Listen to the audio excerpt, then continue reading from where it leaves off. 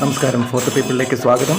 ഇതാണ് കേരള വനം വന്യജീവി വകുപ്പിൻ്റെ ഗജരാജൻ പനച്ചിക്കാട്ട് കൊച്ചയ്യപ്പൻ.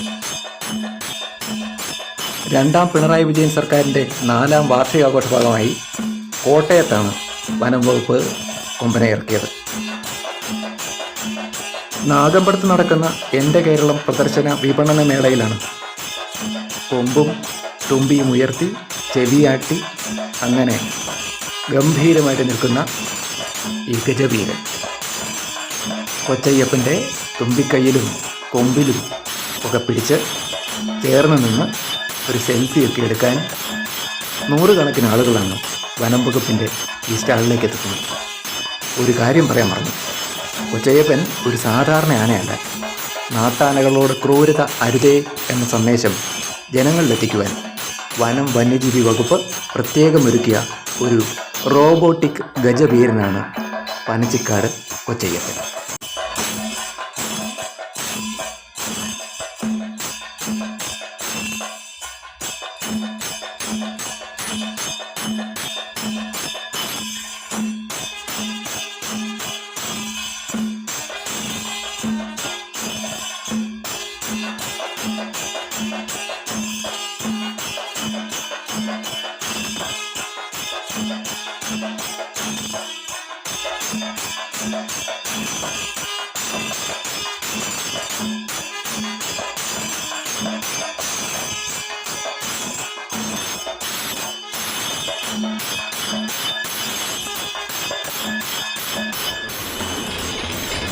വൈദ്യുതിയിൽ പ്രവർത്തിക്കുന്ന കൊച്ചയ്യപ്പൻ മസ്തകമുയർത്തി കൊമ്പ് കുലുക്കി തുമ്പിക്കൈ ആട്ടുകയും പൊക്കുകയും ഒക്കെ ചെയ്യുന്നത് ഈ യന്ത്രഭാഗങ്ങളിലൂടെ.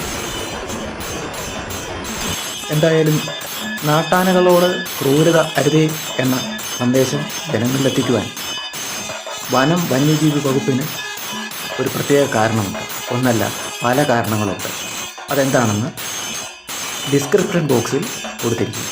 കാണണം, ഉറപ്പായും കാണണം.